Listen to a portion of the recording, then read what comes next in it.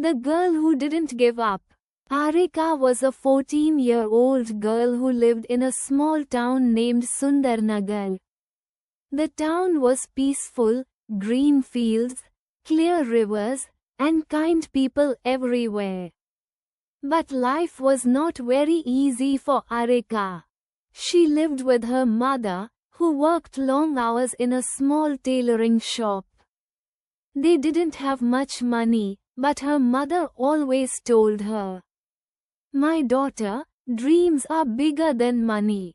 If you work hard, you can reach anywhere." These words stayed in Arika's heart.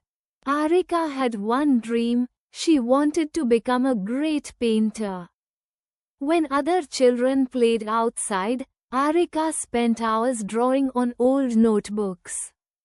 She didn't have fancy colors or good paper, but she used anything she found: charcoal, broken crayons, even flower petals. Her mother often watched her and smiled softly.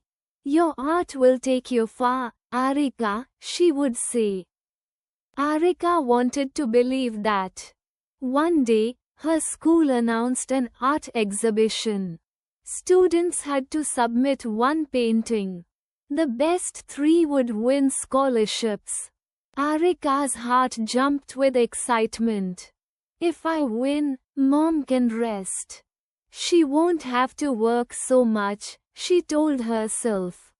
But when she opened her drawer, she realized she only had 2 small sheets of rough paper and a few broken color pencils. The exhibition needed a big painting. For a moment she felt sad. But she closed her eyes, took a deep breath, and whispered, "I will not give up." After school, she went to different shops, asking for leftover paper. One shopkeeper laughed. "You want big drawing paper for free? Go home, girl." But she didn't stop. Finally, an old stationery shop owner saw her determination and said, "You remind me of my own daughter. Take this big sheet. Do your best." Arika felt like the world had given her a small gift. At home, she carefully placed the sheet on the floor. But she only had tiny pieces of crayons left. Still, she started. Every night after finishing homework, she worked on the painting. She drew a girl climbing a tall mountain, even though the road was full of stones and storms. The girl in the painting looked strong and brave. Whenever she felt tired, Arika whispered, "Like her, I will reach the top." But a problem came. One evening, rainwater leaked from the roof and fell on the painting. The colors smudged. Arika stared at the ruined sheet. Tears ran down her face. "I worked so hard. Why does this always happen to me?" Her mother held her and said gently, "Crying will not fix the painting. But courage will." Her mother dried the sheet carefully and helped her patch the damaged corner. Arika started again. The day of the exhibition arrived. Students brought beautiful, colorful paintings. Some had expensive tools and bright paints. Arika felt nervous. What if mine looks too simple? What if they laugh at me? She held her painting tightly and walked inside. When her turn came, she placed it on the display board. It didn't shine with fancy colors, but it glowed with effort, courage, and heart. Many students passed without noticing. But one teacher, Mrs. Meera, stood still, staring at it. "Who made this?" she asked softly. Arika raised her hand, trembling. "This painting has soul," the teacher said. Arika's eyes widened. "Soul? Yes. It tells a story of a girl who refuses to give up, just like you. When the principal came to announce the winners, Arika stood in a corner, shaking with nervousness. Third prize went to a colorful nature scene. Second prize went to a portrait of a famous actor. And the first prize, the principal said, goes to a painting that touched our hearts. A painting that shows courage, not luxury. The winner is Arika. Her breath stopped. The whole hall clapped. Her teacher hugged her. Her classmate looked at her with surprise and respect. Arika walked to the stage.